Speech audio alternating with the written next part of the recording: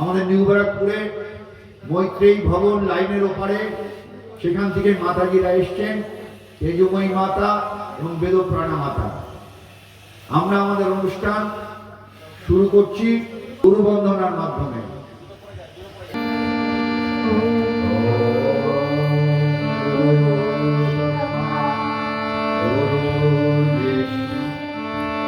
গুরুদেব মহেশ্বরা গুরুরেব পরম ব্রহ্ম তস্मै শ্রী গুরবে নমঃ। অজ্ঞানতিমিরান্ধস্য জ্ঞানাঞ্জনশলাকয়া চক্ষুरुन्मिलितं तस्मै श्री गुरवे नमः।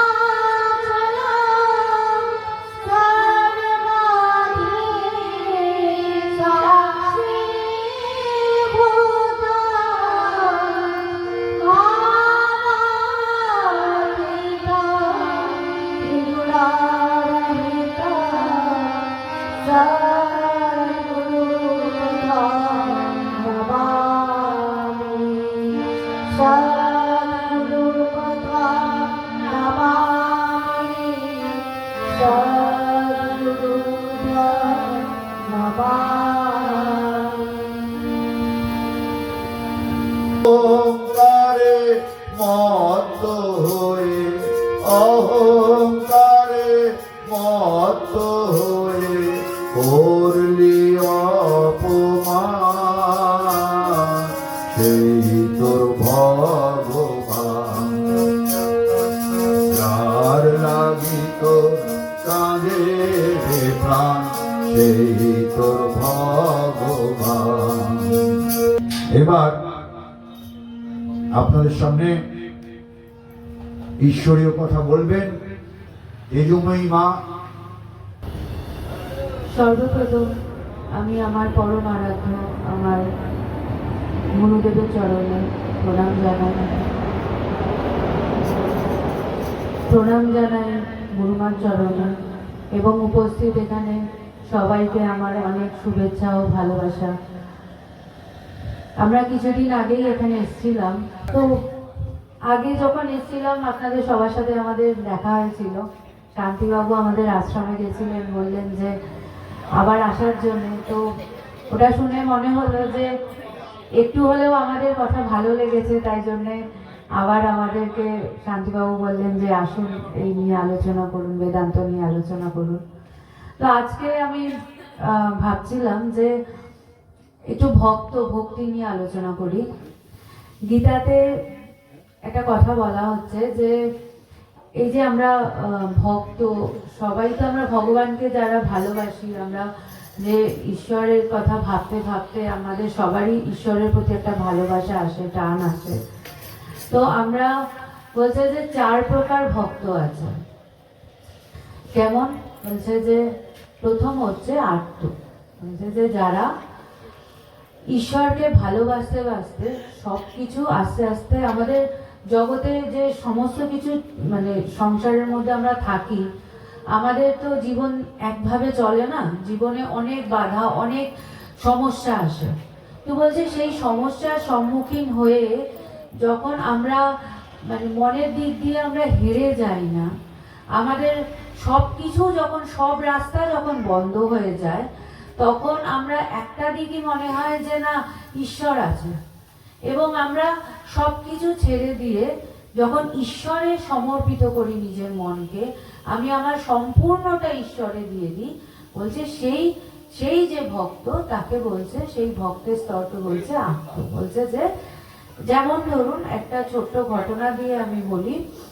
দ্রৌপদীর জীবনে একবার একটা ঘটনা হয় যে পঞ্চপাণ্ডব এবং দ্রৌপদী সবাই যখন বনে থাকে, তো এক সময় ওখানে দুর্বাসা মুনি যায় এবং দুর্বাসা মুনিকে সেখানে ছলনা করেই দুর্যোধন এমনভাবে পাঠায় যাতে যে এমন সেবা করে এবং এমনভাবে তাকে বলে যে তুমি ওখানে যাও, যে তারা যেন তার অভিশাপে মানে সবকিছু, পঞ্চপাণ্ডব সবকিছু ওখানে শেষ হয়ে যায়, তাদের জীবনটা ওখানেই যাতে শেষ হয়ে যায়। ওইভাবেই দুর্যোধন তাকে ওখানে পাঠায় এবং শুধু তিনি নয়, দুর্বাসা মুনির সাথে অনেক শিষ্য সামন্ত সবাইকে নিবে এবং তারা ক্ষুধার্ত, তারা যতক্ষণে ওখানে গিয়ে পৌঁছায় তাদের ভীষণ খিদে লেগেছে। তো যখন দ্রৌপদী দেখছে তারা এসেছে, তার ঘরে আর কোনো খাবার নেই এবং পঞ্চপাণ্ডব তারাও সেখানে নেই যে কিছু বানিয়ে দেবে, কিছু করবে। তো দুর্বাসা মুনি বললেন আমি স্নান করে আসি, ততক্ষণে তুমি সবকিছু রেডি করো, সবকিছু তৈরি করো। তো কি করবে, কিছু উপায় নেই, কোনো খাবার নেই। মানে দ্রৌপদী তো তার চোখে জল, যে কি করবে, এখন তো উপায় নেই, এবার আমাকে অভিশপ্ত, আমাদের সবাই আমরা এখানেই শেষ হয়ে যাবে আমাদের জীবন। তো সে কাঁদতে লাগলো এবং তার যে সখা সেই কৃষ্ণ, তাকে তিনি বারবার বারবার প্রার্থনা করছে, প্রভু এবার আমি কি করি, আর তো কোনো উপায় নেই।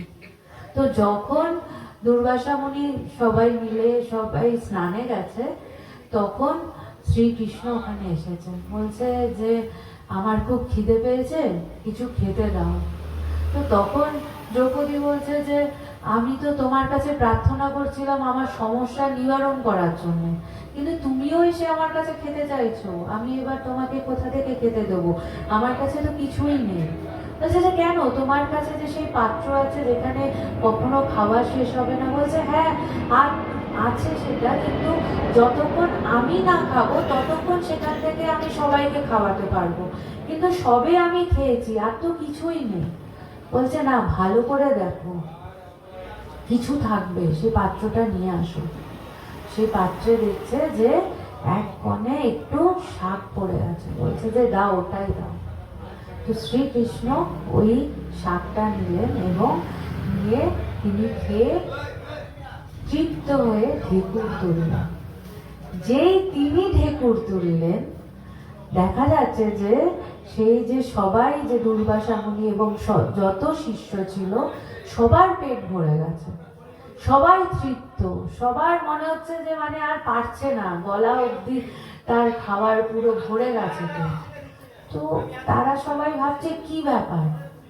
এবার সেই সময় তো পঞ্চপাণ্ডব সবাই এসেছে, তো বলছে যে কি ব্যাপার, তারা ভাবছে যে এবার যদি যায় দ্রৌপদী খেতে দেয়, তারা তো একটুও খেতে পারবে না, তাদের পেট তো পুরো ভর্তি।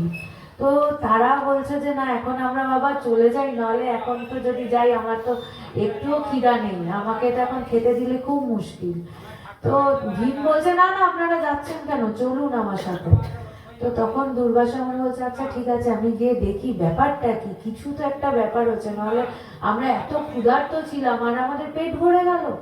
তো গিয়ে দেখছে স্বয়ং শ্রীকৃষ্ণ সেখানে। তো বলছে প্রভু, আপনিই কিছু করেছেন যার জন্য আমাদের আর একটুও খিদে নেই। তো এইটা হচ্ছে, বলছে এই ধরনের ভক্ত যে বিপদের মধ্যে সে হাল ছেড়ে দেয় না। সে আমরা কি হয়, আমাদের যখন বিপদ আসে তখন আমরা আমাদের আশেপাশে যারা আছে জগতের মানুষ, আমার স্বামী ছেলে মেয়ে, আমরা তাদের কথা ভাবি, সবার প্রথম তাদেরকে ফোন করি, এই কি করবো, এই এটা হয়ে গেছে এটা হয়ে গেছে। তো বলছে কি যে যে শরণাপন্ন, যে ঈশ্বরের উপরে নির্ভর করে থাকে, তার কিন্তু আর অন্য কারোর উপরে নির্ভর করার দরকার নেই। বলছে ঠিক ঠিক ভাবে তুমি যদি ঈশ্বরের উপরে নির্ভর করতে পারো, তিনি তোমাকে কিছু না কিছু পথ দেখাবে, কিন্তু পুরোপুরি নির্ভর করতে হবে। তোমার মনটা শুধু এই না যে আমাদের কি হয়, আমরা বিপদে যখন তার উপরে নির্ভর তো করি, তারপরে আমার যখন বিপদ মিটে যায়, আমার যখন ভালো সময় আসে, যখন আমি আবার সবকিছু করতে থাকি, তখন আমার মনে হয় যে না, বা এইগুলো ভালো যা যা হচ্ছে, যা যা আমি করছি, এগুলো সব আমি করেছি।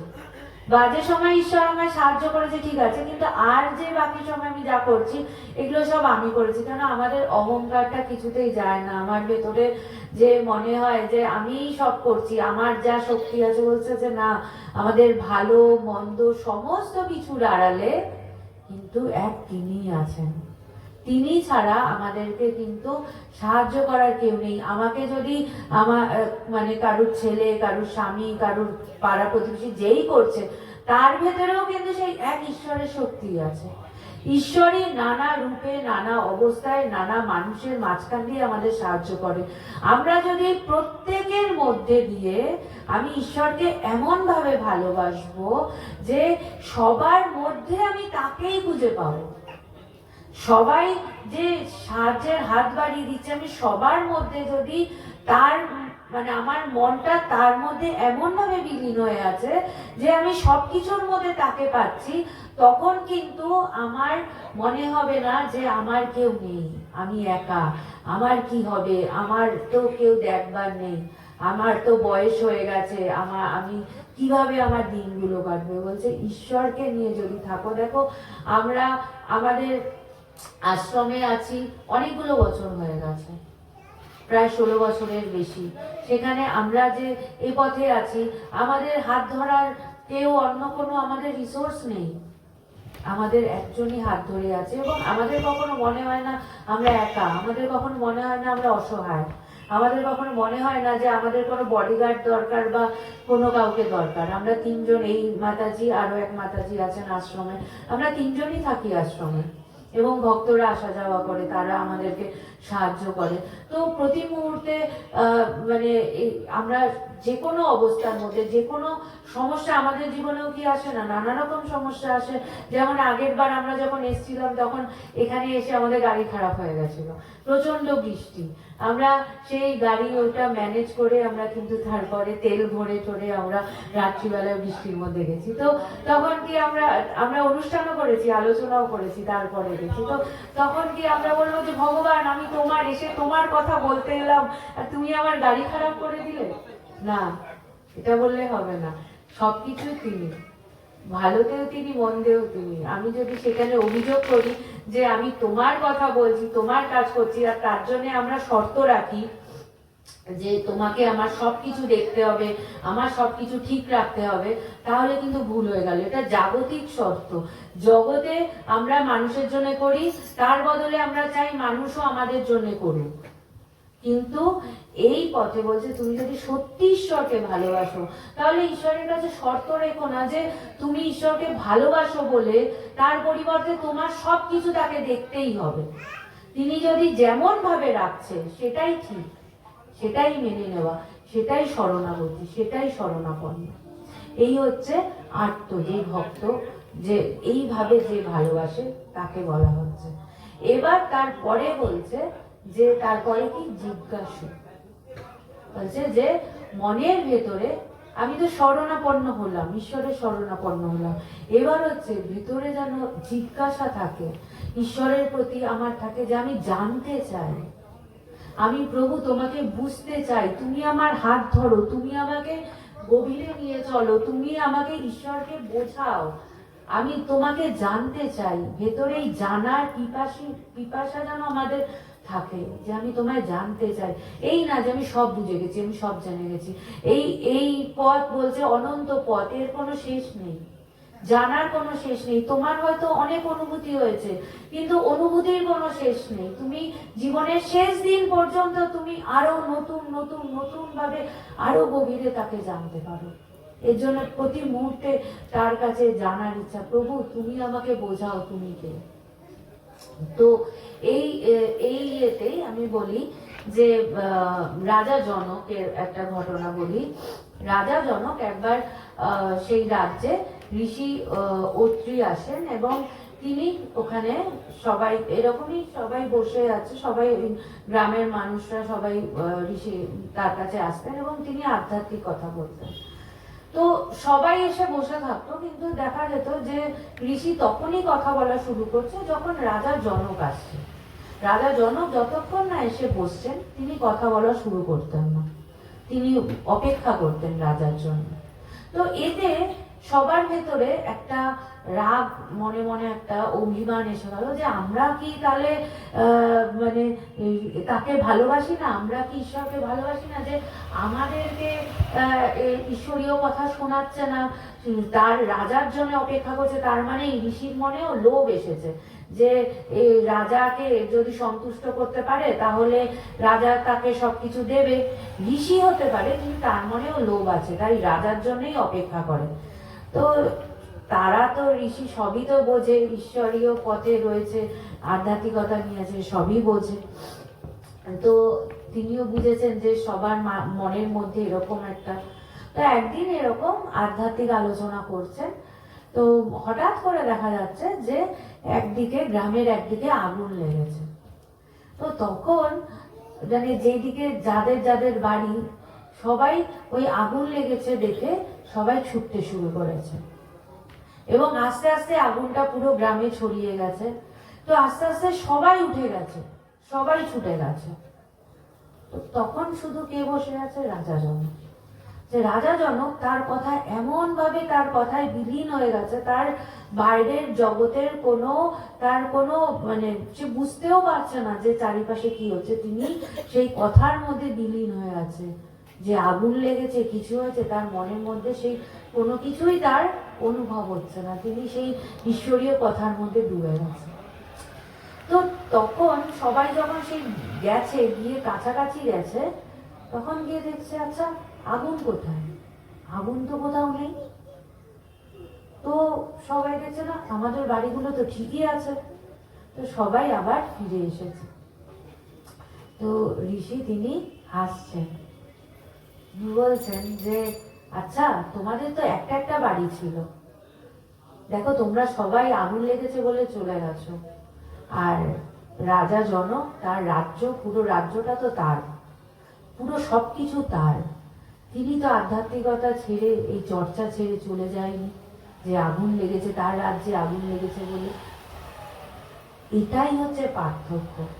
আমি তোমাদেরকে বোঝানোর জন্যে যোগমায়া দিয়ে, আমি তোমাদের এই আমার যোগ দিয়ে আগুন লেগেছে, এইটা আগুন লাগিয়ে তোমাদেরকে শেখানোর জন্যে আগুন লাগিয়েছিলাম, কিন্তু আসলে কোথাও কোনো আগুন ছিলই না।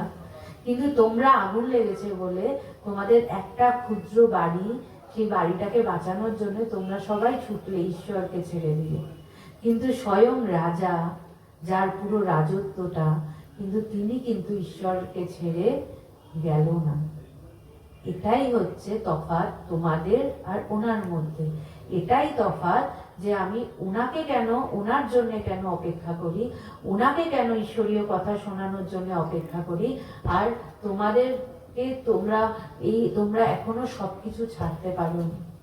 তো রাজা জনককে জিজ্ঞেস করা হলো যে আপনি কেন গেলেন না মহারাজ? তখন তিনি বলছেন যে আমি যখন আপনার কথা শুনছিলাম, আমার বাইরের জগতের আর অন্য কোনো কিছু মনেই পড়েনি, আমি কোথাও অন্য কিছু দেখছিলামই না, আমি এক ঈশ্বর ছাড়া, এক ব্রহ্ম ছাড়া অন্য কোনো কিছু বুঝতেই পারছিলাম না। কোথায় বাড়ি, কোথায় আগুন, কোথায় অন্য মানুষ, অন্য কোথাও কোনো কিছু তো ছিলই না। তা আমি কিসের জন্য ছুটবো? আমি তো দেখছিলাম এক ব্রহ্মই আছে, এক ঈশ্বরই আছে, আমার কাছে তো অন্য কোথাও কিছু ছিল না। এই হচ্ছে রাজা জনক। দেখুন, তিনি রাজা ছিলেন, তার কত কিছু ছিল, কিন্তু বলছে যে এই ঈশ্বরকে জানলে আমরা যে ছোট ছোট ক্ষুদ্র ক্ষুদ্র বিষয়ে চঞ্চল হয়ে যাই, আমরা ছুটতে থাকি, আমরা সব কিছু ফেলে দিই। ঈশ্বর যিনি স্বয়ং আমার সাথে থাকলে সব ঠিক থাকবে, কিন্তু আমি সেই দিকে আমার ভরসা নেই। আমার মনে হচ্ছে না না, আগে আমি ওগুলোকে বাঁচাই, ওগুলো বেশি বেশি জরুরি, তাই আমরা বাইরের দিকে ছুটতে থাকি। কিন্তু যে আমার সাথে থাকলে আমার সবকিছু ঠিক থাকবে, আমার অতটা ভরসা থাকে না। আমার মনে হয় আমি না দেখলে হবে না, আমি না রান্না করলে হবে না, আমি না কাজ করলে হবে না, আমি সংসার না দেখলে হবে না। কিন্তু এই মুহূর্তে আমাদের কারুর যদি কিছু হয়ে যায়, তাহলে সংসারটা কি থেমে থাকবে? না কোনো মানুষ থেমে থাকবে? আমরা তো এরকম ভাবেই চলতে ফিরতে হঠাৎ করেই আমাদের কারুর না কারুর জীবন কোথাও না কোথাও শেষ হয়ে যায়। কিন্তু কোনো কিছু কি থেমে থাকে?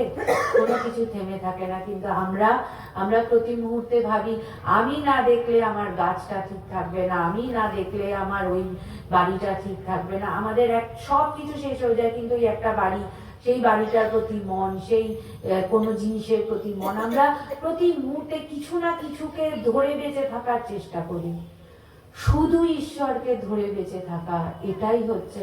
বলছে আপনারা প্রত্যেকেই নিজের মন কোথায় কিভাবে আছে আপনারা সবাই জানেন, আপনারা এখানে চর্চা করেন, আপনারা এই ঈশ্বরকে নিয়ে আছেন, কিন্তু সবাই যে যেখানে আছে খুব সুন্দর, আরো এগোতে হবে, আরো প্রতি মুহূর্তে এই ধাপগুলোকে এগোতে হবে। নিজের মনকে দেখতে হবে যে আমরা কে কোথায় আছি। আমাদের মনের মধ্যে কি এই জিজ্ঞাসা আছে কিনা যে ঈশ্বর কোথায়, ঈশ্বরকে আমাকে জানতে হবে। আমাদের ভেতরেও এরকম হয় কি যে আমি যখন ঠাকুর ঘরে বসি, হঠাৎ করে শুনলাম যে এই ডাকছে, কিছু হয়ে গেছে, কিন্তু আমি না, আগে আমি সব কিছু সারবো, তারপরে আমি যাব। আমার গুরুদেবকে কিন্তু আমি দেখেছিলাম, আমি গুরুদেবকে দেখেছি, তিনি যত যাই হোক না কেন, তিনি কিন্তু আমি শুনেছি আমার গুরুদেবের মুখে যে তার মা যখন হসপিটালে অসুস্থ, ক্যান্সার হয়েছে, কিন্তু তিনি হসপিটালে বসেও তিনি ঈশ্বরের কথা বলছেন। তার বাবা যখন শ্মশানে তাকে পোড়ানো হচ্ছে, সেখানে বসেও তিনি ঈশ্বরীয় কথা বলছেন। বলছি, ঈশ্বর সব জায়গায় আছে, সুখে দুঃখে সব জায়গায়। এতটা আমরা ভাবতে পারি না, কিন্তু আমরা একটু একটু হলেও করতে পারি যে শত কষ্টর মধ্যে দিয়েও, যে কোনো অবস্থার মধ্যে দিয়ে আমি যাই হয়ে যাক না কেন, আমি ঈশ্বরকে ছাড়বো না। দেখবেন ঈশ্বর বাকি সব কিছু, এতটা যদি বিশ্বাস থাকে, বিশ্বাসটা যদি ডগমগে হয়ে যায়, বিশ্বাসটা যদি এদিকেও যায়, তাহলে হবে না, তাহলে আপনি সেই ঈশ্বরের সাহায্য বুঝতে পারবেন না। যে ওই যে বললাম যে যখন সবকিছু ঠিক আছে তখন বাবা তুমি আছো, যখন ঠিক নেই তখন বলছে যে না, ঠিক নেই তখনও তুমি আছো, ঠিক আছে তখনও তুমি আছো। এই হচ্ছে ভেতরে এই জিজ্ঞাসা এমন ভাবে থাকতে লাগবে ঈশ্বরের জন্য যে আমার তোমাকে ছাড়া চলবে না, আমার তোমাকেই লাগবে, তোমাকে ছাড়া আমার হবে না। এই হচ্ছে জিজ্ঞাসা। তারপরে হচ্ছে অর্থাৎ কি? অর্থাৎ বলছে যে আমাদের জীবনে যেমন হয় যে ধরুন একটা খারাপ অবস্থা যাচ্ছে, খারাপ অবস্থায় অনেক সময় আমরা কি হয়, আমরা ঈশ্বরকে ধরি না। আমাদের মনে হয় ঈশ্বরকে এত ডেকে যখন কিছু হলোই না, তখন আর ঈশ্বরকে ডেকে কি হবে, আমরা অন্য দিকটা যাই, যে আচ্ছা যাই, গিয়ে কেউ পার্টি করতে চলে যাচ্ছে, কেউ বেশি বেশি করে মদ খাচ্ছে, কেউ ঠাকুর উঠিয়ে দিচ্ছে, আর না আমি তোমাকে এত ডেকেছি, আমার যখন কিছুই হলো না আমি আর তোমাকে ডাকবো না। আমরা দেখি যে আমরা তাকে ঠাকুর ঠাকুর উঠিয়ে দিই, তার প্রতি আমার বিশ্বাস চলে যায়। কিন্তু আবার এরকমই ভক্ত আছে যার সব কিছু শেষ হয়ে যায় কিন্তু ঈশ্বরের প্রতি বিশ্বাসটা নড়ে না।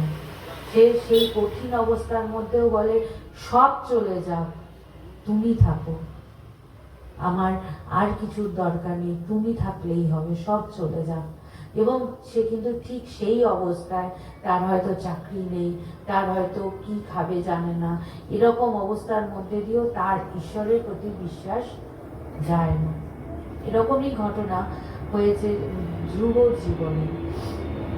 এই ঘটনাটা কি বলছে যে ধ্রুব যখন ছোট 5 বছরে,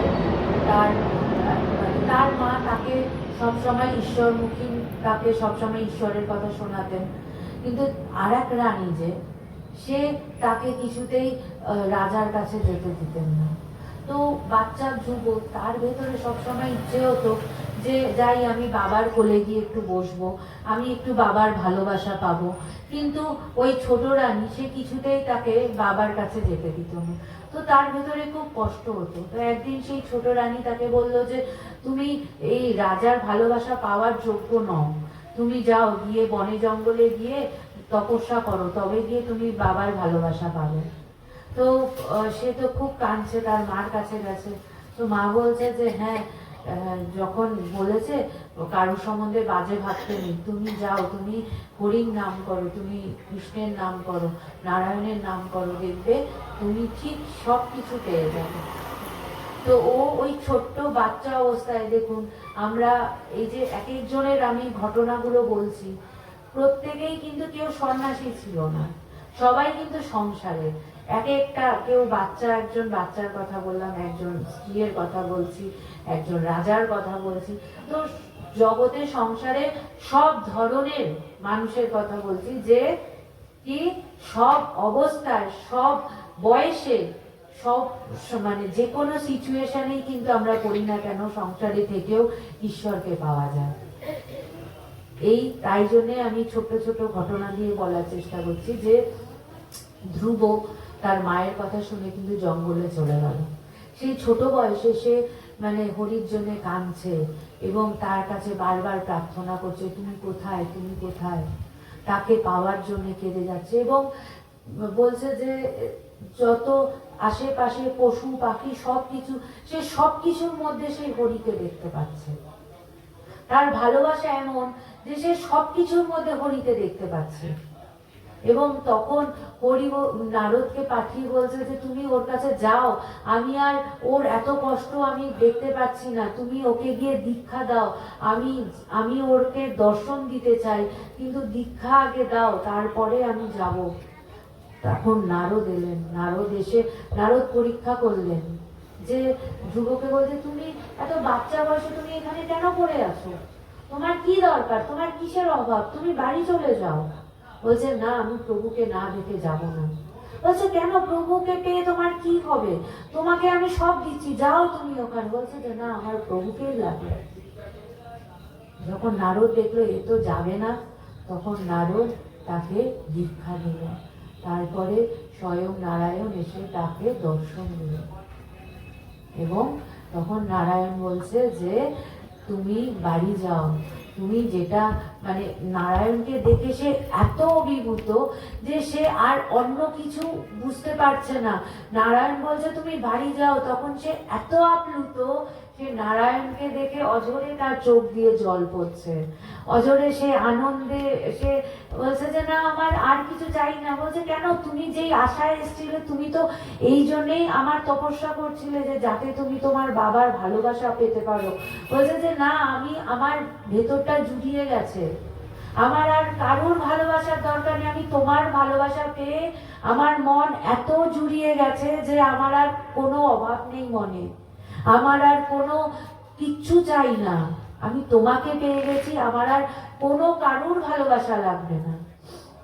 বলছে এটাই হচ্ছে নার্থাটির সেই ভক্তের সেই ভাব বলছে যে যখন তুমি তাকে ভালোবেসে এমন ভাবে তাকে পেয়ে যাবে যে তোমার ভেতরে আর ইচ্ছে হবে না যে তুমি আর কারোর ভালোবাসা তোমার লাগে। এই যে আমাদের মনের মধ্যে অভাব যে আমাকে কেউ দেখছে না, আমি একা, আমার কি হবে, আমার কেউ নেই, তখন আমরা যখন ঈশ্বরকে এভাবে পেয়ে যাই তখন কিন্তু আমার ভেতরে আর অভাব থাকে না যে আমাকে কে দেখবে, আমার কেউ নেই, আমার অন্য কাউকে আর দরকারই লাগবে না। ঈশ্বর তোমার ভেতরটাকে এমন ভাবে ভরিয়ে দেবে যে তোমার ভেতরে আর কোনো অভাব থাকবে না। এই হচ্ছে এই তৃতীয় ভক্তের ভাব। এবং চতুর্থ এবং অন্তিম কি বলছে? জ্ঞানী। বলছে শেষ কি? তোমার যখন জ্ঞান লাভ হবে, যেই ভক্ত যার জ্ঞান হবে যে এক ঈশ্বরই আছে, আমার ঈশ্বর তো কখনোই আমার থেকে দূরে নেই, ঈশ্বর সদা সর্বদা কি বোধ হবে? আমি সেই ব্রহ্ম। আমরা ঈশ্বরকে পুজো করি, ঈশ্বর এবং আমরা দুই আলাদা, কিন্তু ঈশ্বরকে ডাকতে ডাকতে আমার ভেতরটা এমন ভাবে আমি তার সাথে মিলেমিশে একাকার হয়ে যাব যে আমার মনে হবে না যে তিনি আমার থেকে দূরে আছেন। আমরা যখন যেখানেই চোখ বন্ধ করে যখন যেখানেই তার কথা আমি ভাববো, আমি কিন্তু তাকে অনুভব করব ভেতরে। আমার এই অভাব মনে হবে না, আমার মনে হবে না তিনি আমাকে ছেড়ে চলে গেছেন। তো সেখানে এই কালিদাসের এই ঘটনা বলে আমি শেষ করব। বলছে যে কালিদাসের জীবনে কি হয়েছিল, যে কালিদাস মাকে খুব ভালোবাসতেন। তো কিন্তু কালিদাস এত ভালো লিখতেন, কিন্তু তাকে সবাই হিংসা করত। তো সবার ভেতরে হতো যে এই একে কেন এত সবাই মানে এ এত বলছে, এর থেকেও আমরা আরো বেশি শিক্ষিত, আমরা আরো অনেক বেশি জানি। তো একদিন ঠিক হলো যে সবাই মিলে মায়ের পুজো করা হবে, যেহেতু কালিদাস মানে মা অন্তপ্রাণ, যে মায়ের পুজো করা হবে এবং মাই বলে দিক যে কে শ্রেষ্ঠ কবি। তো এরকম ভাবে মায়ের খুব পুজো করা হয়েছে। তো এক সময় মাকে জিজ্ঞেস করা হয়েছে, সেখানকার রাজা জিজ্ঞেস করছে যে আচ্ছা কে এনারা এতজন আছে, এনাদের মধ্যে কে শ্রেষ্ঠ কবি? তখন বলছে কবি ডুন্নি। তো সবাই তো খুব খুশি হয়েছে যে উনি শ্রেষ্ঠ কবি, কিন্তু এই যে কালিদাস মায়ের এত ভক্ত, মা একে বললো না। কিন্তু তারা মনে মনে খুব আনন্দিত, কেন কেউ কালিদাসকে পছন্দ করে না, সবাই তাকে হিংসা করতো তার এত গুণ দেখে। তো কালিদাসের মনের মধ্যেও কষ্ট হয়েছে, সে এক কর্নারে এক জায়গায় তার ঘরে গিয়ে মায়ের কাছে কাঁদছে যে আমি তোমাকে এত ভালোবাসি, তুমি এভাবে বললে যে আমি মানে কিছুই জানি না, আমার কোনো কিছুই হয়নি, তুমি ওকে বললে, আমি আর তাহলে এখানে থেকে আমি কি করব? আমি সব কিছু ছেড়ে আমি জঙ্গলে চলে যাব, আমি এখানে থাকবো না, আমার তো আর মানে কারোর সামনে মুখ দেখানোর মতো নেই, আমি কি করব থেকে? তখন মা তাকে দর্শন দিয়ে বলছে, ওরে তুই কি আমাকে প্রশ্ন করেছিল কে শ্রেষ্ঠ কবি, কিন্তু তুই কি শুধু কবি? তুই তো জ্ঞানী, তুই তো শুধু কবি না, তোর মধ্যে তুই তো আমাকে পেয়ে গেছিস, তোর আর আলাদা করে শ্রেষ্ঠ কবি হওয়ার কি দরকার? তুই তো জ্ঞানী, তুই তো ঈশ্বরকে পেয়ে গেছিস, তোর তো অন্য কিছুর আর দরকার নেই। তখন সে বলল যে সত্যি তো, আমার তো আর কিছুর দরকার নেই। তার এই হচ্ছে জ্ঞানী, যে কি যতক্ষণ ঈশ্বর তোমার থেকে আলাদা ততক্ষণ আমাদের পাণ্ডিত্যের প্রয়োজন, আমাদের অনেক কিছু মুখস্থ করার প্রয়োজন, অনেক কিছু জানার প্রয়োজন, অনেক শাস্ত্র জানার প্রয়োজন, অনেক কিছু জানার প্রয়োজন। কিন্তু এই শাস্ত্র আমি কেন জানবো? ঈশ্বরকে পাওয়ার জন্য। ঈশ্বরকে যখন আমি পেয়ে যাব তখন আমার আর অন্য কোনো কিছুর দরকার নেই, আমার ভেতরে আর কোনো অভাব থাকবে না, আমার ভেতরে আর কোনো চাওয়া থাকবে না, জাগতিক চাওয়াও থাকবে না, আধ্যাত্মিক চাওয়াও থাকবে না। আমরা আধ্যাত্মিক পথে এসেও আমাদের ভেতরে কিন্তু কোথাও না কোথাও অহংকার থাকে, যার জন্য আমাদের গুরুদেব তার সাধনায় একটা কথা বলেছে যে সবশেষে ছাড়তে হবে আধ্যাত্মিকতার অহংকার। এই আধ্যাত্মিকতা চর্চা করতে করতেও না আমার ভেতরে একটা অহংকার এসে যায় যে আমরা অনেক জেনে গেছি, আমি অনেক কিছু জানি। তো বলছে যে না, সেই জায়গাটাও কিন্তু আমাদের সরে আসতে হবে। আমাদের ভেতরে আমি ঈশ্বরকে ডাকতে ডাকতে আমি এমনভাবে তাকে ডাকবো যে আমার এটা মনে যেন না হয় যে আমি অনেক জেনে গেছি, আমার এই আমিত্বের নাশ হবে। আমি ওই আমাদের যে অনেক ডেজিগনেশন, আমাদের যে অনেক পাণ্ডিত্য, এই সমস্ত কিছু নাশ হয়ে ভেতরে শুধু একটাই থাকবে, আমি সেই ব্রহ্ম, অহং ব্রহ্মাস্মি। এটাই বেদান্তের মানে আমরা যে চর্চা করি, সব কিছু ছাড়তে ছাড়তে আমাদের ভেতরে এই জায়গায় পৌঁছাতে হবে যে আমি সেই ব্রহ্ম। আমরা যে চর্চা করছি তার উদ্দেশ্য এটাই যে আমার নিজেকে জানা, আমি কে। আমরা যে শুধু সবাইকে জেনে বসে আছি, কিন্তু আমি নিজেকেই জানি না।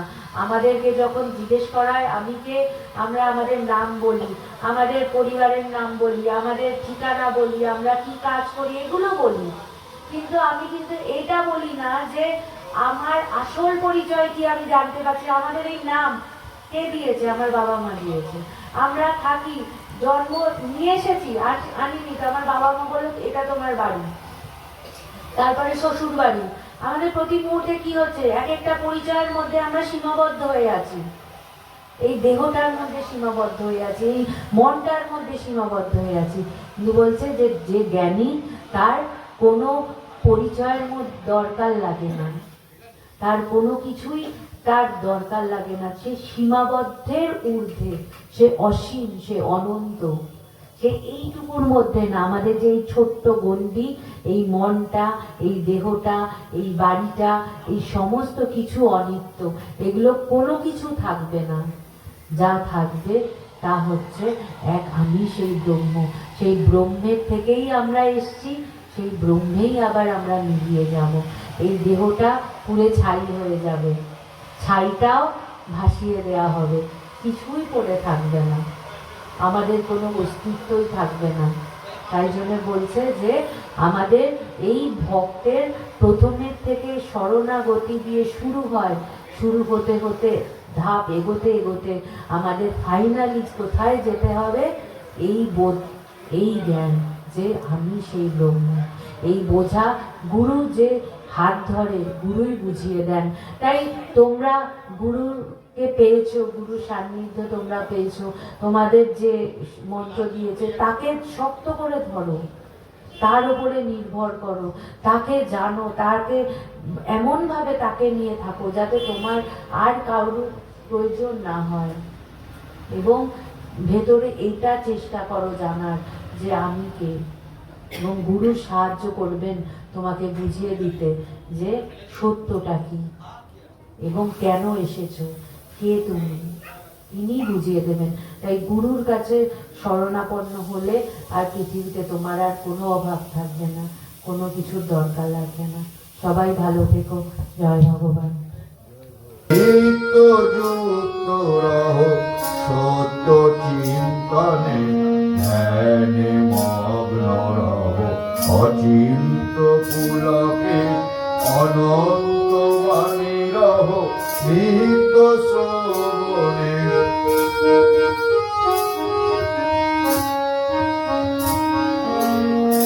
হরি পূজত বাঁধে না গো পাশে, হরি পূজত বাঁধে না গো পাশে, অহংকার লোভ পূর্ণ পরবাসে, মগ্ন ভাবে চলো সত্য শরণে, মগ্ন ভাবে চলো সত্য শরণে, নিত্য যুক্ত রহ। এবার আমাদের সামনে ঈশ্বরীয় কথা বলবেন বেদপ্রাণা মাতাজি। জয় ভগবান। সর্বপ্রথমে আমার গুরু, ইন্টারন্যাশনাল বেদান্ত সোসাইটির প্রতিষ্ঠাতা প্রাণপুরুষ উপাস্য শ্রী শ্রী ভগবানের চরণে শতকোটি প্রণাম জানাই। প্রণাম জানাই শঙ্খচরণে, গুরুমার চরণে, এবং প্রণাম জানাই ভারত সেবাশ্রমের প্রতিষ্ঠাতা উপাস্য আচার্য পরম পূজ্য স্বামী প্রণবানন্দ মহারাজের চরণে। আজকে কয়েকদিন ধরে আপনাদের এখানে বার্ষিক অনুষ্ঠান চলছে। আপনারা গুরুদেবকে নিয়ে, গুরু মহারাজজিকে নিয়ে খুব আনন্দেই আছেন। আপনাদের একটা জিনিস খুব ভালো লাগে, সেটা হচ্ছে আপনাদের নিষ্ঠা, এবং আপনারা যে প্রতি বুধবার ভারত সেবাশ্রম সংঘ থেকে মোটামুটি হয়ে থাকে, আপনারা মায়েরা মাতৃবন্দনা করেন, সব মায়েরা মিলে একসাথে বসেন, এবং শুধু বসেন না, খুব সুন্দরভাবে আপনারা কমলা পাড়ের শাড়ি পরে সবাই ডিসিপ্লিনভাবে খুব সুন্দরভাবে একসাথে একত্রিত হন, দেখতেও ভালো লাগে। তো এই ব্যাপারগুলো আপনাদের সংস্থার খুব সুন্দর ব্যাপার, যেটা আমাদেরকে এবং আপনাদের সংস্থার মহারাজরা যেভাবে সমস্ত জায়গায় গ্রামে গঞ্জে কাজ করে চলেছেন এবং আপনারাও যেভাবে সাহায্য করছেন, এটা বিরাট ব্যাপার। আমার গুরুদেব খুব তিনিও প্রণবানন্দ মহারাজের কথা বলতেন। তিনি যেভাবে এখন আমরা চারিদিকে দেখছি, যেভাবে সনাতন ধর্মী মানুষদের উপর যেভাবে অত্যাচার হচ্ছে অন্য জায়গায়, তো তিনি একটা জিনিস তো সবসময় আমাদের সবাইকে শিখিয়েছেন যে কিভাবে রুখে দাঁড়াতে হয় এবং কিভাবে সনাতন ধর্মের প্রচার প্রসার করতে হয়, যেটা আমরা শুধুমাত্র কয়েকজন মিলে ঘরের মধ্যে করলে হবে না, যে আমাদেরকে আরো মানুষকে উদ্বুদ্ধ করতে হবে, আরো মানুষকে বোঝাতে হবে, আরো মানুষকে ভালোবাসাতে হবে সনাতন ধর্মের এই বিষয়টাকে নিয়ে। যত পারা যায় মানুষের মাঝে আরো প্রচার প্রসার করা। আপনাদের সংস্থার খুব সুন্দর একটি গান আছে যেখানে বলছে যে গুরু তোমার আমি, তোমার আমি, তোমারই তো আমি, তাই না? খুব সুন্দর গান। ওই গানের মধ্যে সব বলে দিচ্ছে যে গুরুকে কিভাবে ভালোবাসতে হয়। আমরা আমাদের এই জীবনটা, আমরা যে প্রত্যেকটা সময় ভাবছি যে আমাদের জীবন, কিন্তু আসলে আমাদের তো না, সবটাই গুরুময়। যদি আমি বুঝতে পারি, যদি আমি ধারণা করতে পারি, আসলে কিন্তু গুরু ছাড়া আমরা কিছুই না। যে যখনই আমি ভাবছি, যে একটু আগে মাতাজি অনেকগুলো গল্পের মাধ্যমে আপনাদেরকে বোঝানোর চেষ্টা করলেন, তো যখনই আমি ভাবছি যে আমি কর্তা, তখনই সমস্যা হচ্ছে আমাদের প্রত্যেকের জীবনে। আমরা যখনই ভাববো যে একমাত্র গুরুই আমার সবকিছু, বলছে না তোমার ধনে আমি ধনী, তোমার জ্ঞানে আমি জ্ঞানী। আমরা সবসময় কখন ভাবছি যে আমার ধন, আমার জ্ঞান, তখনই কিন্তু চারিদিকে সমস্যা হচ্ছে। এই যে আমরা অনেকে নানা জায়গা থেকে এসেছি, নানা ভাবে থাকি, কিন্তু তাও আমরা প্রত্যেকে তো এখানে সনাতন ধর্মী, কিন্তু তাও আমাদের মধ্যে কিন্তু ভেদাভেদ আছে। আমরা এক হতে পারছি না। এক হতে পারছি না বলেই কিন্তু সমস্যা। কেন এক হতে পারছি না? কারণ আমি ভাবছি যে জ্ঞানটা আমার, গুরুর ভাবছি। আমি সমস্ত কিছু জানছি গুরুর থেকে, জ্ঞান নিচ্ছি গুরুর থেকে, পাণ্ডিত্য লাভ করছি গুরুর থেকে, কিন্তু গুরু যে বলছে আমাদের মনুষ্য জন্মের আসল উদ্দেশ্য কি, ঈশ্বর লাভ বা ঈশ্বর উপলব্ধি, সেটা ভুলে যাচ্ছি। আমরা শুধু জ্ঞানী হচ্ছি। এই জ্ঞানী হতে গিয়ে কি হচ্ছে, আমাদের মধ্যে ভেদাভেদ সৃষ্টি হচ্ছে। কিন্তু জ্ঞান কিন্তু ভেদাভেদ সৃষ্টি করে না, এটাই হচ্ছে সৌন্দর্য। জ্ঞান কিন্তু এটা বোঝাতে সাহায্য করে যে চারিদিকে যা হচ্ছে, যত শক্তি আছে, সবকিছু তারই দ্বারা সৃষ্টি। এমনকি আমি নিজেও স্বয়ং, আমার কোনো অস্তিত্ব নেই, সবকিছু তার দ্বারা সৃষ্টি। যার জন্য বলছে তোমার ধনে আমি ধনী। ধন জ্ঞান কিচ্ছু না, কিচ্ছু না।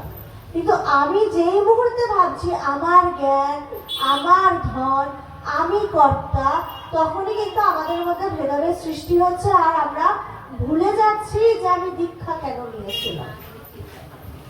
আমি দীক্ষা নিয়েছিলাম এই কারণে, আমি সংঘের সাথে যুক্ত হয়েছিলাম এই কারণে, যাতে আমার মন শান্ত হয়, যাতে আমি ঈশ্বর উপলব্ধি করতে পারি। ঈশ্বর উপলব্ধি করলে কি হয়, এই ভেদাভেদ দূর হয়। এই যে চারিদিকে আমরা এত মানুষ, এত সনাতন ধর্মের চর্চা করছি, তাও কিন্তু এত সমস্যা চারিদিকে। কেন? কারণ আমরা ঠিকভাবে ঈশ্বরীয় চর্চা করছি না। দোষটা কার? আমাদের, অন্য কারণ না। ভগবান আমাদের গুরুদেব খুব সুন্দর একটা কথা বলতেন যে আমরা প্রত্যেকটা সময় কি করি, আমাদের পাড়ায় কিছু হলে বা সঙ্গে কিছু হলে বা পরিবারে কিছু হলে আমরা প্রত্যেকটা সময় যখনই কিছু হয় আমরা কি বলি, ওর জন্য এটা হলো। আমি কিন্তু ঠিক, তাই না? আমরা প্রত্যেকটা সময় এটা বলে থাকি। বা সঙ্গে কিছু হলে সমস্যা, ওর জন্য এটা হলো। আমরা সবসময় ভাবি আমি একদম পারফেক্ট। তো ভগবান খুব সুন্দরভাবে বলতেন যে এই জগৎ সংসারের পরিবর্তন কখন আসবে, বলছে যেমন যেমন ভাবে তুমি নিজেকে পাল্টাবে। খুব সুন্দর কথা, মন দিয়ে শুনলে খুব ভালো লাগবে। বলছে যে কি, যে বলছে যেমন যেমন ভাবে তুমি নিজেকে পাল্টাবে তেমন তেমন ভাবে তোমার চারিদিকের পরিবেশ আপনাই পাল্টে যাবে, তোমাকে জোর করে পাল্টাতে হবে না। এই যে আমার যে চারিদিকে সমস্যা, এই কারণে, কারণ আমি নিজেকে পাল্টাচ্ছি না, নিজেকে সুন্দর করছি না। তাই জন্য তিনি কি বলছে, যেমন যেমন ভাবে তুমি নিজেকে পাল্টাবে, তুমি যত বেশি বেশি আত্মচিন্তন করবে, যত বেশি বেশি গুরু চিন্তন করবে, যত বেশি বেশি তুমি শুধু তোমার বিষয় গুরু হবে, গুরু তত্ত্ব এটাই তো বলছে, যত তোমার মন গুরুতে থাকবে, গুরুর পাদতত্ত্বে থাকবে, তত তুমি সুন্দর হবে।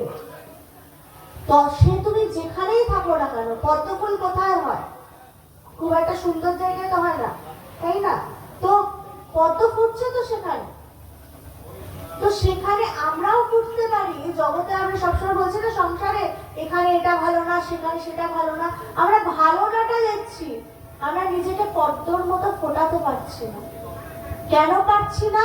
কারণ আমাদের উদ্দেশ্যটা গুরু থাকছে না, আমাদের জীবন শৈলীটা গুরুময় হচ্ছে না।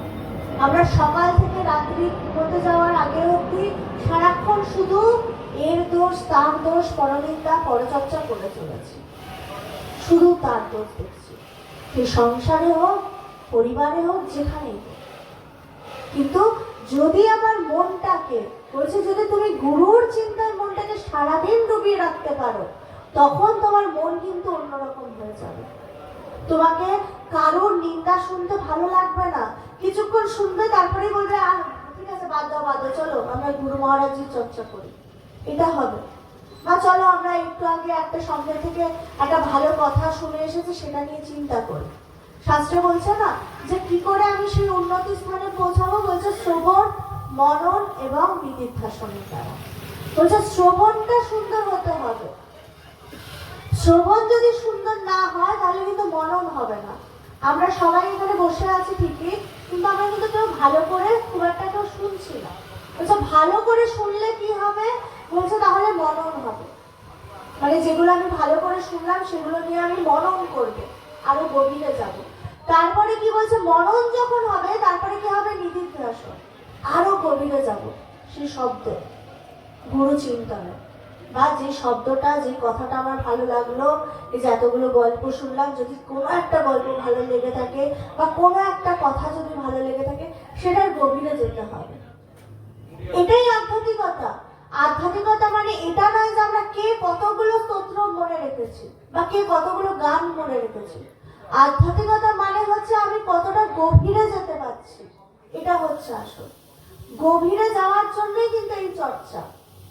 গভীরে যত যাব তত কিন্তু আমি উপলব্ধি করব, যেটার জন্য আমরা দীক্ষা নিই, যেটার জন্য আমরা নানা সংস্থার সাথে যুক্ত হই, এটার জন্য, ঈশ্বর উপলব্ধি করার জন্য, নিজেদের ভেতরে সংযম আনার জন্য। এই যে একটু আগে আমরা একটা গান শুনলাম যে ষড়রিপুর নিত্য যুক্ত রহ, যে গানটা শুনলাম, সেখানে খুব সুন্দর কথা আছে না, ষড়রিপু, যে আমাদের প্রত্যেকেরই যে ষড়রিপু রয়েছে, কাম, ক্রোধ, লোভ, মোহ, মাৎসর্য, বলছে এইগুলো প্রত্যেকটা দমন হবে কিভাবে, একমাত্র গুরু চিন্তন। তুমি যদি প্রত্যেকটা মুহূর্তে কখনো ভাবো যে আমার মধ্যে লোভ বৃদ্ধি পাচ্ছে, আমার মধ্যে কাম বৃদ্ধি পাচ্ছে, এত কিছু ভাবলে হবে না। তুমি শুধু তার চরণে নিজেকে সমর্পণ করো, আর কিছু করতে হবে না।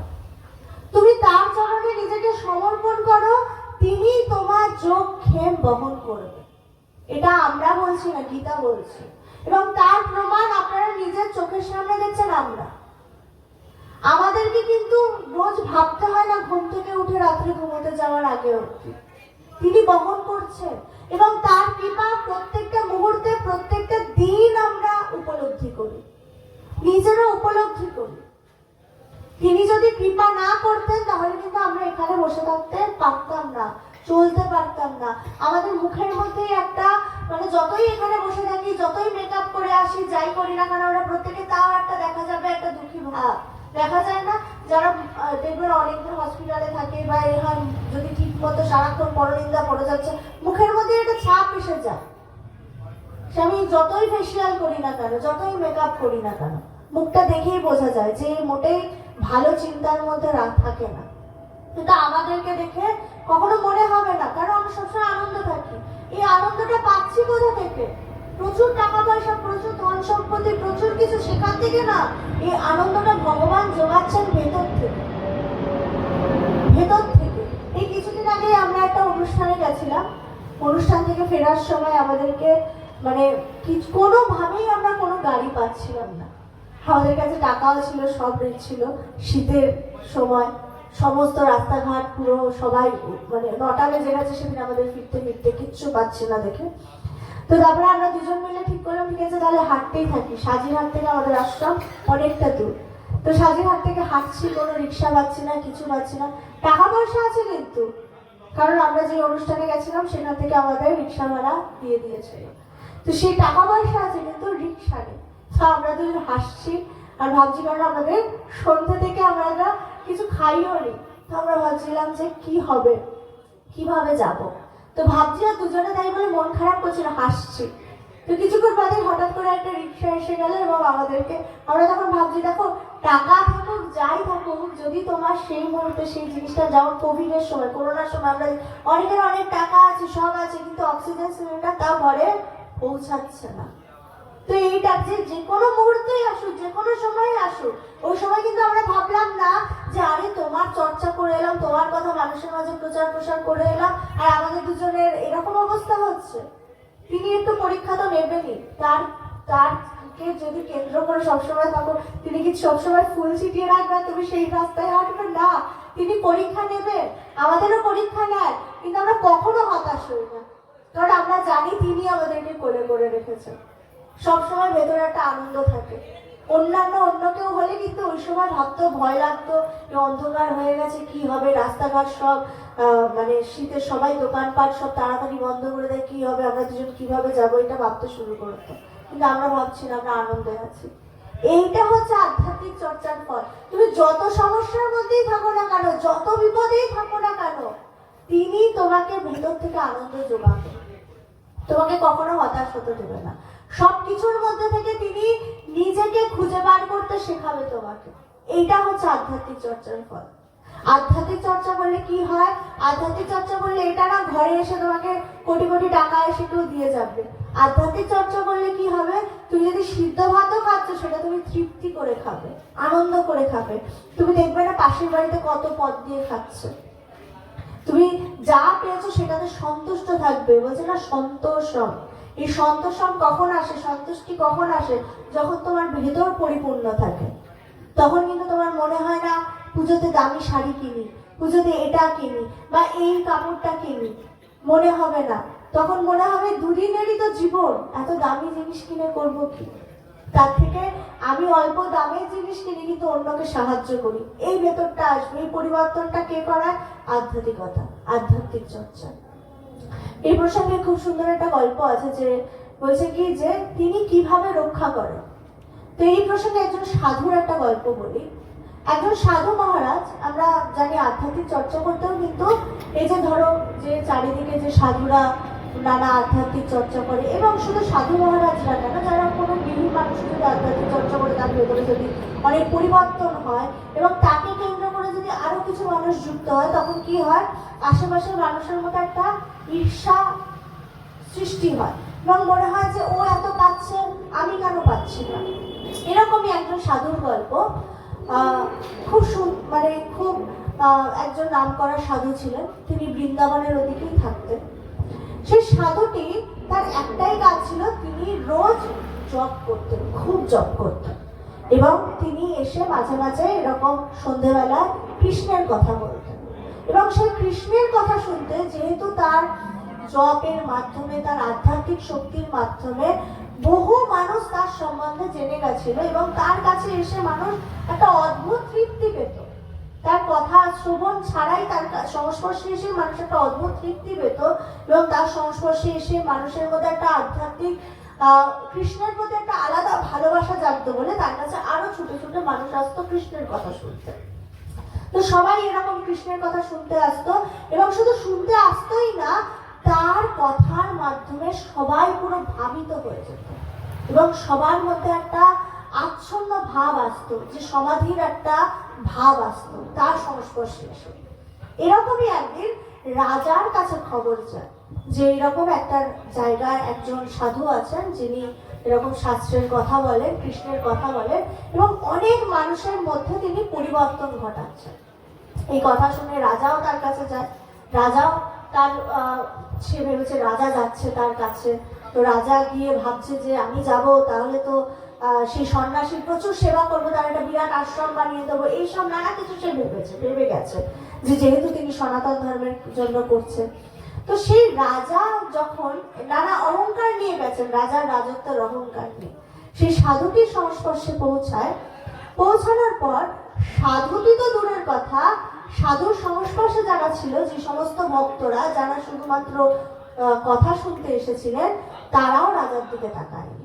শুধু তাকায়নি না, তারা রাজার জন্য উঠেও দাঁড়ায়নি এবং সাধুও সেই নিজের আসনেই বসে ঈশ্বরীয় কথা বলে যাচ্ছেন এবং সেই ভাবিত। রাজা তো তাতে তার অহংকারে লাগলো, আমি একটা রাজ্যের রাজা, কেউ আমার একটা সম্মান দিল না, এমনকি যার কাছে এসেছি সেও আমাকে কোনো সম্মান দিল না, সেও উঠে দাঁড়ালো না, সে আমাকে মানে সবার জনসাধারণের মাঝে বসতে দিচ্ছে, সে শুধু দেখেছে এবং বলেছে যে বসো বসো। সে রাজা ভেবেছে হয়তো আমাকে একটা আলাদা আসন দেবে। এই কেমন ধরনের সাধু, যে কিনা জানে না কাউকে মান দিতে, যে জানে না কোনো রকম কিছু করতে। তো রাজার ভীষণ রাগ হলো যে সাধুটির আমি সর্বনাশ করব। আমি সাধুটির যে এত ভক্ত, তো এই ভক্তদের মাঝে আমি সাধুটির একটা কিছু এমন রটিয়ে দেবো যেটাতে সাধুর বদনাম হয় এবং সাধুটিকে কেন্দ্র করে যে এত ভক্তরা যাতায়াত করে তাদেরও আশা বন্ধ হয়ে যাবে।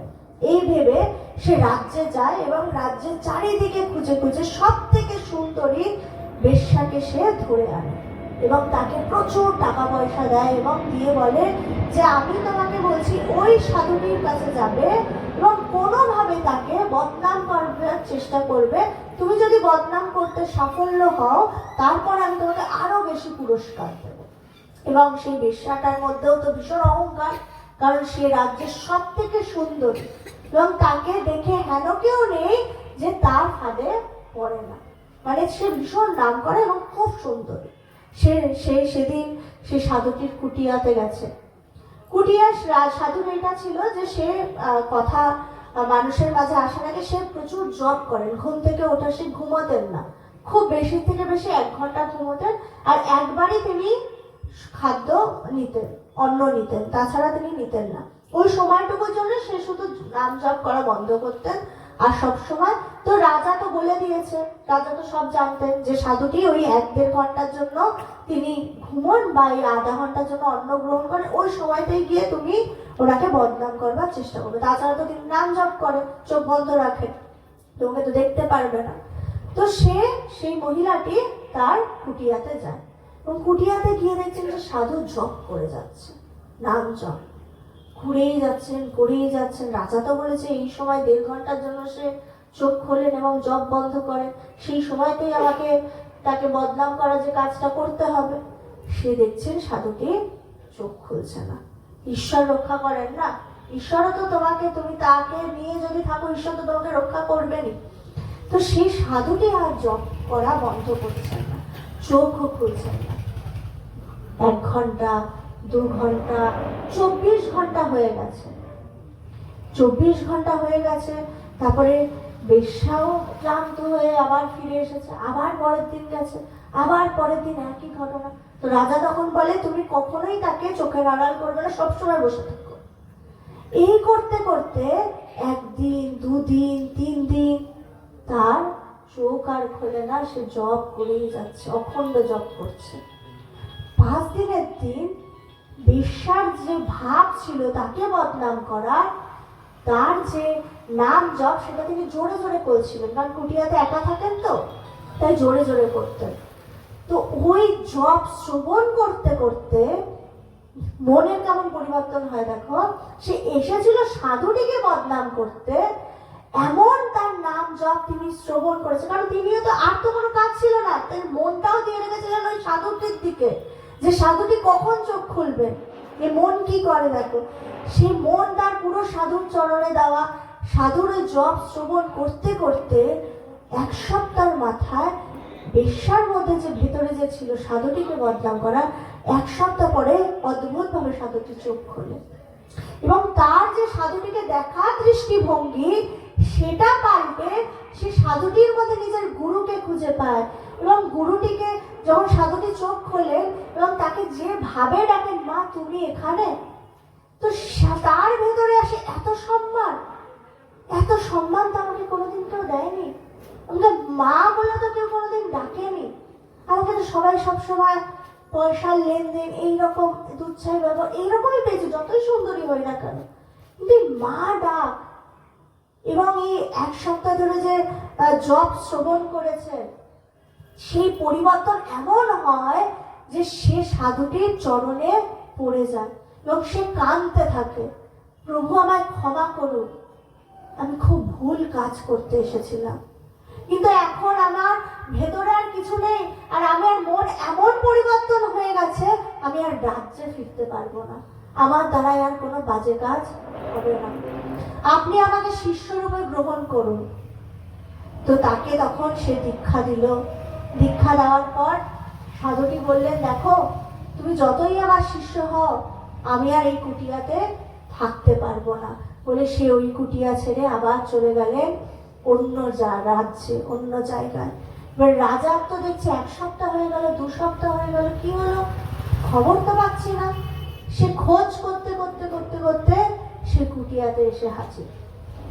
কুটিয়ায় এসে দেখছে সাধুটি নেই, কে আছে, সেই বেশ্যাটি, এবং সে তার মুখশ্রী পাল্টে গেছে, তার মুখে সে দেখছে শুধু নাম জপ হচ্ছে। এ কি করে হলো? আমি তো ওকে এসে পাঠিয়েছিলাম যে সাধুটিকে বদনাম করতে, ও তো দেখে নিজেই নাম জপ করতে শুরু করে দিয়েছে। তো তখন সে রাজা তাকে ডাকতে ডাকতে সে তখন চোখ খুলেছে, হ্যাঁ বলুন। তারও ভেতর পরিবর্তন হয়ে গেছে, বলছে এ কি করছো, তোমাকে যে কাজের জন্য পাঠিয়েছিলাম তুমি তো সেই কাজ করো না, আমার অর্থগুলোর কি হলো? সে তখন বলছে, রাজা আমি আপনার অর্থগুলো সব গুছিয়ে রেখেছি, আপনি এগুলো নিয়ে নিন, কারণ আমি যে অর্থ পেয়েছি সে অর্থের কাছে আপনার যে অর্থগুলো সেগুলো কোনো মূল্য নেই। কারণ আমি যে সম্মান পেয়েছি, আমি যে তৃপ্তি পেয়েছি, আমি যে ভালোবাসা পেয়েছি, আমার হৃদয় এখন শুধু গোবিন্দময় হয়ে রয়েছে, আমার হৃদয়ে আর কেউ নেই। আমার হৃদয় শুধুমাত্র নাম জপ করা ছাড়া আর কিছু চায় না। আমাকে আর আপনি কোথাও যেতে বলবেন না, আমি আপনার কোনো কাজ করতে পারবো না, শুধু নয় আমি আর ফিরতে পারবো না, আমি এখানেই থাকবো। তিনি আমার সমস্ত কিছু বহন করেছেন, তিনি আমাকে দেখে রাখবেন। আপনি আমায় ক্ষমা করুন, আপনি আমায় মুক্ত করুন। আমি সেই অমৃতের স্বাদ পেয়েছি। এই স্বাদ কি করে দেখুন, কেমন ভাবে পরিবর্তন করে। একজন বেশ্যাকে পরিবর্তন করে দিচ্ছে। বেশ্যাকে বাদ দিন, আজকে কত বড় ডাকাত বাল্মীকি হয়ে যাচ্ছে, তাই না? বাল্মীকি মুনি, রত্নাকর থেকে বাল্মীকি মুনি হয়ে যাচ্ছে। তার মানে কি সমাজে পরিবর্তন আসতে পারে? একটু আগে যে আমি ভগবানের যে বাণীটির কথা বললাম, বলছি যেমন যেমন ভাবে তুমি পাল্টাবে, সাধুটি কিন্তু তাকে পাল্টায়নি। সাধুটি শুধু নাম জপ করে গেছে, শুধু তিনি তার কাজ করে গেছে। ওই নাম জপ শ্রবণ করতে করতে তার ভেতরে পরিবর্তন এসে গেছে। কোন ফাঁকে? গুরু এটা করে। গুরু বলেন না শিষ্যকে তুমি ঘুম থেকে এই সময় উঠে এই করতে হবে, এই স্নান করতে হবে। গুরু তোমার ভেতর পরিবর্তন করে দেয় শুদ্ধ চিন্তার মাধ্যমে, বুদ্ধি শুদ্ধর মাধ্যমে। তিনি তোমার সবকিছু শুদ্ধ করে দেন, তোমার চিন্তাকে শুদ্ধ করে দেন, তোমাকে ভাবার যে আলাদা করে ভাবার তিনি শেখান একমাত্র। তাতে হৃদয় পরিবর্তন হয় এবং তুমিও মুক্তির স্বাদ পাও। এবং তুমি যদি তাকে নিয়ে থাকো, তোমার গায়ে এক বিন্দু আঁচ আসতে তিনি দেবেন না, যেমন সাধুটির আসতে দেয়নি। তাই তুমি শুধু তাকে নিয়ে থাকো, তুমি শুধু নিজের পরিবর্তনের কথা চিন্তা করো, যেটা আমরা এই গল্পের মধ্যে থেকে পাই। তিনি কাউকে পরিবর্তন করতে যাননি, তিনি রাজার মনকে পরিবর্তন করতে যাননি, তিনি না বেশ্যার মনকে পরিবর্তন করতে গেছেন। তিনি কি করেছেন? শুধু নিজের কাজ করেছেন, নিজের জব করে গেছেন, নিজের সাধনা করে গেছেন। এইটাই হচ্ছে আসল। আমরা প্রত্যেকে এটাই পাই যে আমরা যেন প্রত্যেকে নিজের নিজের যা যা সাধনা আছে, তপস্যা আছে, সেটা করতে থাকি। আমি শুধু নিজেরটা দেখে আমি কতবার জপ করছি, কতবার গুরুকে চিন্তন করছি, কতবার গুরুকে নিয়ে থাকছি। যে লাইনটা আছে, তুমি বিনে যে, তুমি ছাড়া আর আমার কেউ নেই, এই জায়গায় যেন পৌঁছাতে পারি। বলছে তুমি যদি সেই জায়গায় পৌঁছাতে পারো, তুমি যদি পুরোপুরি তো সমর্পণ হও তার চরণে, তাকে ছাড়া যদি কিছু না বোঝো, তুমি শাস্ত্রের যে প্রত্যেকটা কথা, তিনি তোমার যজ্ঞে সমস্ত কিছু বহন করবে, তোমার গায়ে এক বিন্দু আঁচ আসতে তিনি দেবেন না। সেটা আমরা বলছি না, মহাপুরুষরা বলছেন। আঁচ আসতে পারে, কিন্তু সেই আঁচটাও তিনি তোমাকে তার পিঠে নেবে, তার গায়ে নেবে, তোমাকে তিনি পুরো আগলে রাখবে, তোমাকে কোনোভাবে কষ্ট পেতে দেবে না। তোমার শুধু প্রারব্ধ যতটুকু যা পাওয়ার সেটা পাবে। তাও তুমি যখন গুরুর শরণাপন্ন হবে, সেই প্রারব্ধেরও যদি পা ভাঙতো, তোমার হয়তো আঙ্গুলটা ভাঙবে। তিনি তোমার প্রারব্ধও কমিয়ে দেয়।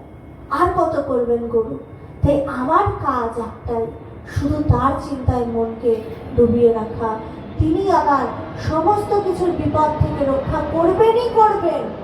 শুধু করবেন না, কেন করলো না প্রশ্নটা তোমাকে করতেই হবে, তোমাকে আমাকে সাহায্য করতেই হবে, কারণ আমি তোমার চিন্তা করি সব সময়। তুমি বলেছো তুমি আমার যোগক্ষেম বহন করবে, করতেই হবে।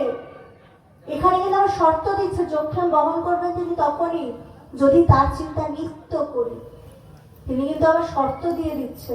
তুমি যদি বলো কি হলো, যোগক্ষেম বহন করছো না, এত লক্ষবার জব করলো, জবটা কি জবের মতো করে করেছো, নাকি জব করতে করতে সিরিয়াল দেখছো, জব করতে করতে দিদি কি হলো আপনার বাড়ি, এই জব করে কিন্তু কিছু হবে না। জবটাও করতে হবে নিষ্ঠা সহকারে। তুমি যদি নিষ্ঠা সহকারে তার চিন্তা করো, তার পাদপদ্মে নিজেকে সমর্পণ করো, তাহলে আমরা প্রত্যেকে প্রত্যেকটা সময় অনুভব করব তিনি ছাড়া আমার আর কেউ নেই, এবং তিনি আমাকে কোলে করে রেখেছেন, এবং তিনি প্রত্যেকটা মুহূর্তে আমাকে রক্ষা করছেন। তিনি আমার যোগক্ষেম সমস্ত কিছু বহন করছেন।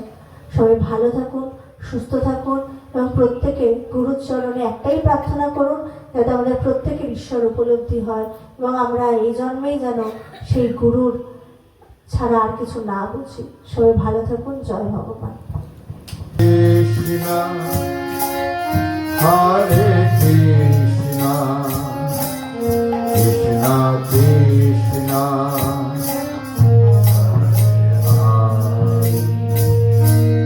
হরে রাম হরে রাম রাম রাম হরে হরে কৃষ্ণ হরে কৃষ্ণ কৃষ্ণ কৃষ্ণ হরে হরে রাম হরে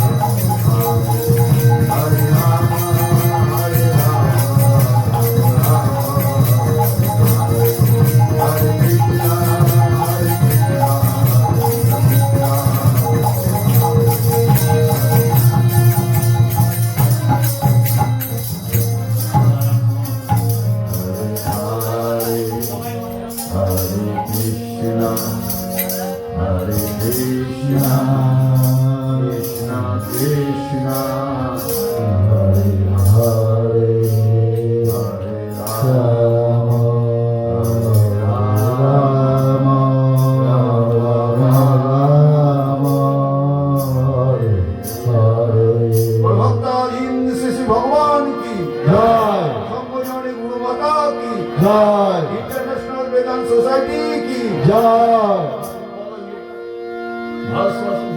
भारत सेवाश्रम संघ की श्री गुरु महाराज जी की आचार्य श्रीमद स्वामी प्रणवानंद जी महाराज जी की भारत सेवाश्रम संघ की नवबाराकपुर हिंदू मिलन मंदिर की বাৎসরিক উৎসব কি আজকের বেদান্ত সোসাইটির পরিবেশিত অনুষ্ঠান কি